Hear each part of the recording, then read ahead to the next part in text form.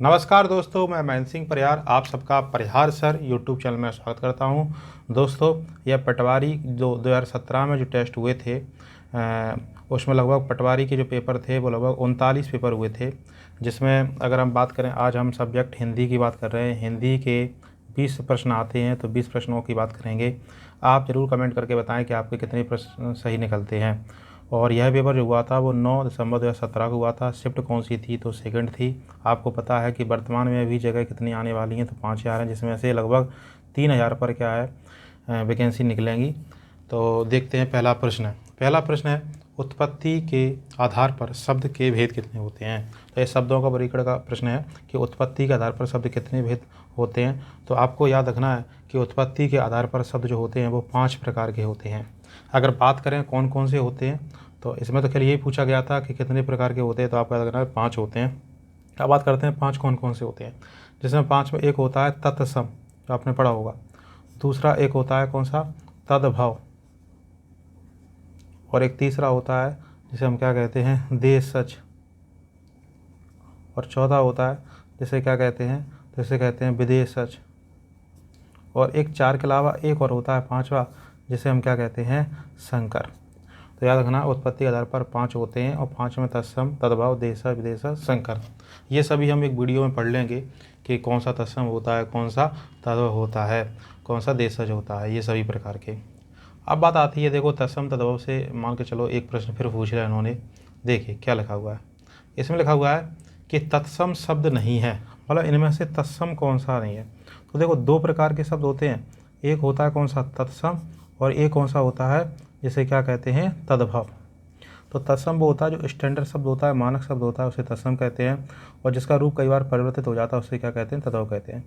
जैसे स्टैंडर्ड कैसे? जैसे रात्रि शब्द लिखा हुआ है तो रात्रि एक तत्सम शब्द है, और रात जो लिखा हुआ है तो रात जो है तद्भव शब्द है। ऐसे भी याद कर सकते हो कि तत्सम शब्द वो होता है, ऐसे भी याद कर सकते हो कि तत्सम वो होता है जो जिसको हम अपनी बोलचाल की भाषा में नहीं बोलते हैं। सामान्यतः 99% इतने सही निकल जाते हैं। और तद्भव वो होता है जो सामान्यतः बोलते हैं। जैसे रात्रि, रात में आप किसको बोलते हो? तो आप रात को बोलते हो। जैसे एक और होता है कृषक। तो और एक क्या होता है इसका? क्या होता है तद्भव? किसान। तो हम किसको बोलते हैं? किसान को बोलते हैं।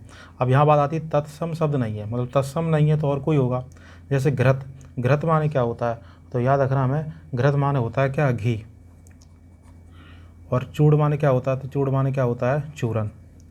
चंचू माने क्या होता है? तो चंचू माने क्या होता है? तो चौंच। मतलब ये सब तत्सम है। घृत भी तत्सम है, चूड़ भी तत्सम है, चंचू भी है, क्योंकि सबके क्या निकल के आ रहे हैं? तत्व आ रहा है। लेकिन जो कोढ़ होता है, ये कोढ़ एक बीमारी होती है, इसको हम क्या कहते हैं यहाँ पे? तो कुष्ठ रोग कहते हैं। तो हम ज़्यादातर कोढ़ बोल देते हैं, कुष्ठ रोग नहीं बोलते हैं। तो ये जो वाला है, मतलब इसका आंसर कौन सा है? कोढ़ है, क्योंकि कुष्ठ रोग एक तत्सम शब्द है और कोढ़ नहीं है। कोढ़ तो एक ऐसा है, तद्भव है। चलिए अगली बात करते हैं, अगले प्रश्न की। देखिए तीसरा प्रश्न है, बहुत इंपॉर्टेंट है। टोटल 20 प्रश्न है, आप इनको लगाइए, आपको बहुत फ़ायदा मिलेगी। विदेशी शब्द नहीं है, मतलब इनमें से कौन सा विदेशी शब्द नहीं है? विदेशी शब्द कौन से होते हैं? तो अभी आपको मैंने बताया था, इधर यहाँ पर ऊपर साइड लिखे थे कि तत्सम, तत्सम, तद्भव, देशज, विदेशज, संकर। तो ये चौथे नंबर का था विदेशज। विदेशज शब्द कौन से होते हैं? तो विदेशज शब्द वे होते हैं जो विदेशी भाषाओं से ले गया। विदेशी भाषा कौन सी है? पुर्तगाली है, रूसी है, फ्रांसीसी है, सब विदेशी भाषा होती हैं।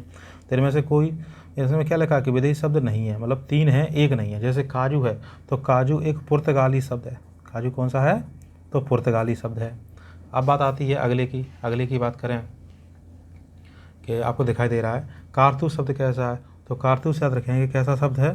तो कारतूस है फ्रांसीसी शब्द है। अगली बात करते हैं पेट कैसा शब्द है और ज़मीन कैसा? तो ज़मीन तो एक कैसा शब्द है? तुर्की शब्द है। लेकिन जो पेट शब्द है ये एक देशज शब्द है। कौन शब्द है? देशज, मतलब देश की भाषा से है, देशज। और जो तीनों है, पुर्तगाली, फ्रांसीसी और तुर्की, ये सब कैसे हैं? देशज है। तो इसका आंसर कौन सा हो जाएगा? पेट।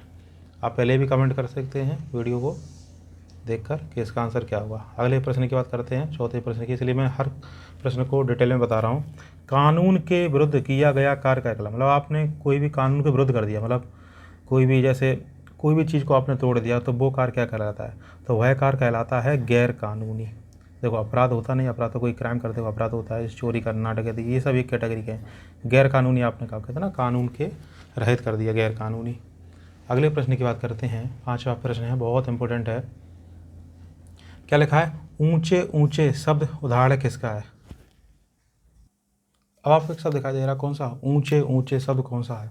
तो जो ऊंचे ऊंचे मतलब लगातार 2 बार आया है। अब हमें ये बताना, एक तो पर्यायवाची शब्द है तो पर्यायवाची शब्द है नहीं, कोई विशेषण है तो विशेषण नहीं, सार्थक निरर्थक है तो सार्थक निरर्थक भी नहीं, क्योंकि सार्थक कौन सा होता है, जैसे हमने कह दिया पानी बानी, तो ये शब्द कैसा है, तो ये सब सार्थक जो हो गया यहाँ पर क्या हो गया, पानी, और जो निरर्थक हो गया कैसा हो गया, पानी। मतलब सार्थक इसका अर्थ निकले, निरर्थक का अर्थ नहीं निकलता। पर्यायवाची आप जानते ही हो, पर्यायवाची शब्द। विशेषण जो शब्द ये भी नहीं है। तो ये पुनरुक्त, पुनरुक्त माने क्या होता है, बार बार आया है।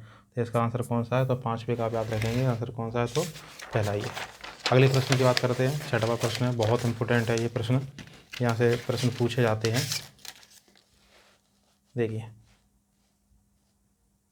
समूह का पर्यायवाची इनमें से कौन सा है, समूह का पर्यायवाची कौन सा है, तो समूह का पर्यायवाची कौन सा है, तो ब्रंद, ब्रंद हुआ, गढ़ हुआ, ये सब कैसे समूह के पर्यायवाची है। अब ये आपको बागीस दिखाई दे रहा है, तो ये तो एक यहाँ पे तो व्यंजन संधि है, तो ये तो है ही नहीं है। जिसका क्या हो जाता है, बाग, काका का हो जाता है बाग प्लस ईस, और वारिस भी नहीं है और चारू भी नहीं है, तो इसका आंसर कौन सा है, ब्रंद है। अगले प्रश्न की बात करते हैं। अगला प्रश्न है 7वां, जो पृथ्वी से संबंध के लिए एक शब्द इनमें से कौन सा है। अब पृथ्वी से संबंध के लिए कौन सा शब्द है, यहाँ पर यही क्या है, प्रश्न पूछा गया है, पृथ्वी से संबंध के लिए कौन सा प्रश्न है। देखिए, 7वां प्रश्न है, बहुत ज़्यादा इंपॉर्टेंट है, पृथ्वी है, पार्थिव है, या पृथ्वा है, या पृथ्वक है। आपको ये इंपॉर्टेंट, यहाँ से प्रश्न भी कई बार क्या है, बन जाता है। तो इसका सही आंसर क्या है, तो इसका सही आंसर क्या है, पार्थिव। चलिए अगले प्रश्न की बात करते हैं। 8वां प्रश्न है, चयन का संधि विच्छेद इनमें से कौन सा होगा। चयन, तो आपको दिखाई दे रहा है, चयन शब्द लिखा है, इसमें या के पहले पूरा अक्षर दिखाई दे रहा है, तो या के पूरा अक्षर दिखाई देता है, तो इसमें कौन संधि होती है, तो इसमें होती है अयादि संधि होती है। तो यहाँ पर आपको दिखाई दिया पूरा अक्षर, और इसमें ट्रिक भी चलती है अयादि की, जब हम पढ़ते हैं अयादि जो संधि है वो स्वर संधि का भेद है। किसका भेद है, स्वर का भेद है। स्वर के कितने भेद होते हैं, तो स्वर क्या रखना, 5 भेद होते हैं, और संधि के कितने होते हैं, 3 होते हैं, जिसमें एक दीर्घ, गुण, वृद्धि, यड़ और अयादि, याद रखेंगे आप। अब अयादि में क्या होता है, आपको कुछ बातें याद रखनी है, जैसे एक क्या आ जाए, या आ जाए, और एक क्या आता है, वो आता है। और या भी क्या भी, दो या के भी 2 रूप होते हैं, मतलब एक आय और क्या होता है, आय, और एक क्या होता है, अब, और एक क्या होता है, अब। तो यहाँ पर जो या वाले हैं और एक कौन से हैं, वाह वाले हैं। एक में एक ही मात्रा लगती है, जैसे यहाँ एक ही मात्रा, यहाँ आई की मात्रा, यहाँ ओ की मात्रा, और यहाँ किसकी मात्रा, औ की मात्रा। आपको देखना कि या है, तो या ये वाह वाले में नहीं जाना, किस में जाना, या वाले हैं। अब या वाले में चा पे कौन सा आ है, तो चा पे छोटा है, तो ये छोटे वाले पे रहना, मतलब आय पे रहना है, आय पे नहीं रहना, तो इस पर एक मात्रा लगेगी। तो चा पे एक मात्रा लग जाएगी, तो चे, या तो टूट जाता है, तो या टूट जाता, बचेगा क्या, आ और ना, तो क्या हो जाएगा, चे प्लस अन। इसका आंसर कौन सा हो जाएगा, 8वें का डी। चलिए 9वां प्रश्न देखते हैं। सफल का विलोम शब्द में से कौन सा है, सफल, तो सफल का असफल होता है, लेकिन यहाँ दिया नहीं है। अब देखो असफलता दिया, तो ये नहीं हो सकता, ये तो सफलता का होता है, ये किसका होता है, तो ये होता है किसका, सफलता का। अब यहाँ पर दिखा है विफल, हाँ सफल का क्या हो जाएगा, विफल। और विफक, ये तो एक शब्द ही गलत कर दिया है, और विकल, ये भी कैसा है, गलत है, तो इसका सही आंसर कौन सा है, विफल, सफल का विफल। चलिए अगले प्रश्न की बात करते हैं। कु उपसर्ग से बना शब्द कौन सा है, कु उपसर्ग, मतलब किस में कु उपसर्ग लगा है। तो देखो, एक पढ़ेंगे हम क्या, एक टॉपिक है जिसका नाम क्या है, उपसर्ग, और एक टॉपिक कौन सा है जिसका नाम क्या है, प्रत्यय। जो शब्द के पहले जुड़े आते हैं वो उपसर्ग कहलाते हैं, जो शब्द के बाद जुड़े आते हैं वो क्या कहलाते हैं, प्रत्यय कहलाते हैं। जैसे सफल लिखा है, तो सफल में हमने यहाँ क्या जोड़ दिया, कोई भी शब्द आगे जोड़ दिए। हम जैसे आ जोड़ दिया, तो ये आ असफल हो गया, मतलब इसका अर्थ भी चेंज हो गया, तो ये आज जोड़ा वो क्या है, उपसर्ग है। और जैसे मान चलो सफल लिखा है, और इस सफल में हम क्या जोड़ दें, ता जोड़ दें, तो ये ता क्या है, प्रत्यय। तो यहाँ किसकी बात की गई, उपसर्ग की, मतलब शुरुआत में जुड़े होते हैं। जैसे कु किस में है, तो आप ये तो बहुत सिंपल प्रश्न आपको दिखाई दे रहा है, कुपात्र में क्या है, कु प्लस पात्र, इसमें त्रि है, इसमें नी है, इसमें नी है, तो इसके कोई आंसर नहीं, इसका आंसर कौन सा है, कुपात्र। अगले प्रश्न का आप कमेंट करें जल्दी से, क्या आंसर होगा। हाँ, चरण कमल शब्द में इनमें से कौन सा समास है, चरण कमल। तो यहाँ 2 चीज़ दिखाई दे रही है, एक चरण और एक कौन सा दिखाई दे रहा है, कमल। तो यहाँ पर जो समास है उसका नाम क्या है, कर्मधारय है, क्योंकि कर्मधारय में एक चीज़ याद रखना है, एक होता है क्या, विशेषण, विशेष, और एक आपको याद रखना है क्या होता है, उपमेय, उपमान। तो यहाँ पर तुलना की जा रही है, तो इसमें क्या है, उपमेय उपमान कर्मधारय है, तो इसमें कर्मधारय पूछा था, मैंने आपको बता दिया है। अगले प्रश्न की बात करते हैं। कान खोलना मुहावरे का अर्थ निम्न में से कौन सा है। अब कान खोलना मतलब अब कान का मतलब ये नहीं कान से सुनाई देना, तो ये नहीं होगा। सावधान करना, कान साफ करना, कान को खुला छोड़ना। तो इसका आंसर है क्या है, कान खोलना, मतलब बात को ध्यान सुनना, मतलब सावधान करना। इसका आंसर कौन सा है, सावधान करना। तो 12 प्रश्न हो चुके हैं। आप कमेंट करते रहिए कि आपके कितने सही निकल रहे हैं। अगले 13 प्रश्न की बात करते हैं, इसका आंसर बताइए। उद्धृत शब्द का शुद्ध रूप उनमें से कौन सा, शुद्ध प्रतीक से पूछा गया कि उद्धृत कैसे लिखा जाता है। तो यहाँ पर आपको दे रहा है उग्रत है, ये तो धा का घा कर दिया, ये बड़ी की मात्रा आ गई तो ये भी गलत हो जाएगा। और एक कौन सा है उद्धृत, एक कौन सा उद्घृत, तो ये तो बिल्कुल शब्दों को अलग कर दिया है। तो जबकि दोनों सही है, लेकिन जब भी दोनों सही आए तो इसमें से कौन सा सही लगाना है, उद्धृत, क्योंकि यहाँ आपको ऐसे लिख के ऐसे लिखना है। अच्छा, दा जो आपको पूरा दिखाई दे रहा है, दा कैसा है, तो दा रखेंगे कैसा है, आधा है। और जो आपको धा दिखाई दे रहा है, तो धा यहाँ कैसा है, धा यहाँ कैसा है, पूरा है। देखिए इस वाले को दा कैसा है, पूरा, दा कैसा है, लेकिन जी कैसा है, फुल बड़े रूप में, जी कैसा है, छोटे रूप में। तो इसका सही कौन सा है, छोटे रूप में हो जाएगा। 14 प्रश्न की बात करते हैं, बहुत इंपॉर्टेंट प्रश्न है। उस काल मारे क्रोध के तन कांपने उसका लगा, मानो हवा के जोर से सोता हुआ सागर जगा। इन पंक्तियों में निम्नलिखित में से कौन सा रस है। तो ये आपको दिखाई दे रहा है क्रोध एक शब्द आया है, तो इसमें रौद्र का स्थायी भाव क्या होता है, क्रोध। अगर यहाँ अलंकार पूछ लेते तो आपको कमेंट करना है कि अलंकार कौन सा होगा। इसमें एक शब्द भी दिया है, इसे आप पहचान लेंगे, कमेंट करके ज़रूर बताएं। अगले प्रश्न की बात करते हैं, 15वां प्रश्न है। 3 बेर, यहाँ बीर नहीं होगा, यहाँ क्या होगा, बेर। 3 बेर खाती थीं वे 3 बेर खाती हैं, ये सुना होगा, 3 बेर खाती थीं वे 3 बेर खाती हैं, बिजन डुलाती वे बिजन डुलाती हैं। तो यहाँ 3 बेर आया, यहाँ भी 3 बेर आया, 2 शब्द आए एक जैसे, जिसमें कौन सा होता है, यमक अलंकार होता है। ये सीता मैया की बात की जा रही है कि पहले वो रानी थी, तो 3 टाइम मतलब 3 बेर जो पहले लिखा है ना, 3 बेर मतलब सुबह दोपहर शाम, उसकी बात हो रही है। किसकी, सुबह है दोपहर, यहाँ पर किसकी 3 बेर जो हो रही है वो किसकी बात हो रही है, सुबह है, और किसकी हो रही है, दोपहर, और किसकी हो रही है, शाम। और एक आपको और दिखाई दे रहा है 3 बेर, यहाँ 3 बेर करते फल की बात हो रहा है कि जब वो रानी थी तब वो तीनों टाइम खाना खाती थी, और जब उनको मतलब राम जी को क्या वनवास हो गया तो उनके साथ में थी, तो उनको फल से ही काम चलाना पड़ रहा था। यहाँ पर कौन सा है, यमक अलंकार है। अगली बात करते हैं, बहुत इंपॉर्टेंट प्रश्न है। दिए गए शब्दों में क्रमशः सही उत्तर वाली पंक्ति को चुनिए, मतलब सही उत्तर चुनना। देखो कपड़ा, घर, पुत्री, मयूर। मयूर माने क्या होता है, मोर होता है। अब देखो सही मतलब ये होता है कि इनके पर्यायवाची चुनना है। तो कपड़ा का चीर होता है, कपड़ा का क्या होता है, चीर होता है, ठीक है। घर का क्या होता है, तो घर का निकेत होता है, तो ये सही है। पुत्री और एक मयूर। अब यहाँ पर क्या हो जाए, पुत्री का दुहिता होता है, मयूर का केकी होता है, ये आगे पीछे कर दिए, तो इसका ये आंसर नहीं है। अब बात आती है आयन, निकेत, पिक, आत्मजा। तो ये मयूर का आत्मजा होता ही नहीं, क्योंकि और आत्मजा यहाँ भी लिखा है, क्योंकि आत्मजा होता है वो पुत्री का होता है, ये भी गलत हो गया। अब इसको देखो, कपड़ा का चीर ये सही है, घर का निकेत ये भी सही है, पुत्री का द्वैता ये भी सही है, और मयूर का केकी ये भी सही है। इसका आंसर कौन सा रहेगा, लास्ट वाला। अगले प्रश्न की बात करते हैं, 17वां प्रश्न बहुत इंपॉर्टेंट है। दिए गए मुहावरे का सही अर्थ चुनिए। इतिश्री करते क्या होता है, कहते हैं ना इतिश्री करना।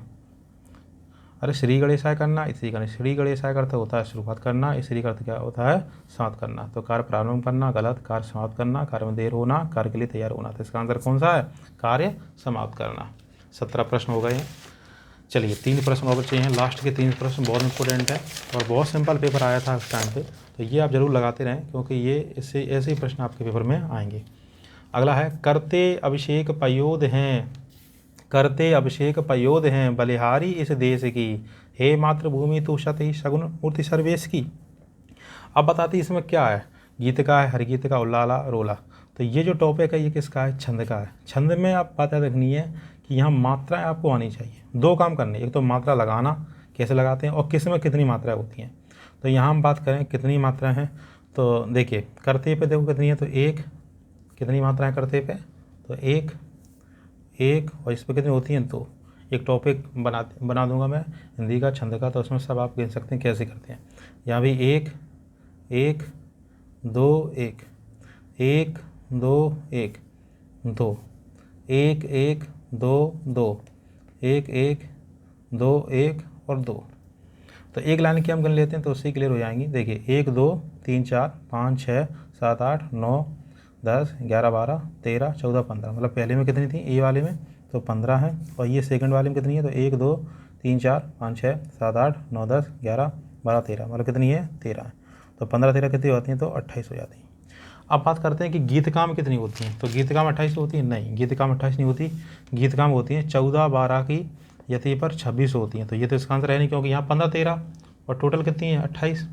अब बात करते हैं हरिगीतका में कितनी होती हैं, तो हरिगीतका में देखेंगे 16 12, यहाँ कितनी होती हैं 16 12 28, तो 28 तो है, लेकिन ये 15 13 के पर है, यहाँ 16 12, तो ये भी आंसर नहीं है।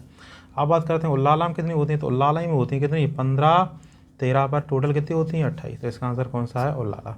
और रोला में कितनी होती है, रोला के प्रत्येक जड़ में कितनी होती है 24, तो इसका सही आंसर कौन सा उल्लाला। तो इस टॉपिक के लिए आपको ये मात्रा याद होनी चाहिए और लगाते कैसे ये वाला टॉपिक अच्छा होना चाहिए, आप कमेंट करना तो हम इसका भी टॉपिक बना देंगे। चलिए 19 प्रश्न की बात करते हैं। विनिमय शब्द निम्नलिखित में से किस शब्दावली का है, मतलब विनिमय किस में होता है, विनिमय का अर्थ क्या होता है, देखो विनिमय का जो अर्थ होता है, विनिमय का अर्थ होता है आदान प्रदान। क्या होता है, आदान प्रदान। और आदान प्रदान क्या है, कोई भी चीज़ को लेना देना, जैसा अपन एक दूसरे देश से आदान प्रदान करते हैं। अब जीव विज्ञान का है, तो जीव विज्ञान का नहीं है, वाणिज्य भौतिक शास्त्र मानविकी, तो भौतिक शास्त्र का नहीं है, मानविकी का नहीं, ये किसका है वाणिज्य, मतलब अर्थशास्त्र का है। चलिए लास्ट प्रश्न है, यथामति निम्न में से किस समाज का उदाहरण है। यथामति, यथा आपको दिखाई दे रहा है एक उपसर्ग, और उपसर्ग किस में आते हैं, तो उपसर्ग आते हैं अव्ययी भाव समास में। आपने एक और पढ़ा होगा यथा, यथा अनुसार, यथा संभव, कई सारे हैं। याद रखना समास, समास कितने प्रकार के होते हैं, तो याद रखना समास जो होते हैं वो 6 प्रकार के होते हैं, जिसमें अव्ययी भाव, तत्पुरुष, कर्मधारय, द्वंद्व, और 2 और होते हैं, जिसका एक का नाम क्या है द्विगु समास भी इसमें क्या है पूछा जाता है। और एक आप और कमेंट करेंगे कि इसके अलावा और कौन सा होता है, तो उसका नाम बता देता हूँ कौन सा होता है, तो बहुरी होता है। तो आपको ये बताना है, ये आपको लिखा दिखाई दे रहा है कि आप अपने नंबर ज़रूर बताएं, 20 नंबर में से कितने आए, इनको क्या करें कमेंट करें, कमेंट करके आप ज़रूर बताएं कि आपके जो नंबर वो कितने बने हैं। वीडियो अच्छा लगा हो तो इसको क्या करें लाइक करें। अगर आप लाइक करेंगे कमेंट करेंगे तो अभी जो पटवारी के लगभग जो पेपर हैं, पेपरों की संख्या कितनी है, तो 39 है, तो मैं सभी पेपरों का सॉल्यूशन डाल दूँगा। ठीक है, तो नंबर ज़रूर कमेंट करके बताएँ। थैंक यू दोस्तों।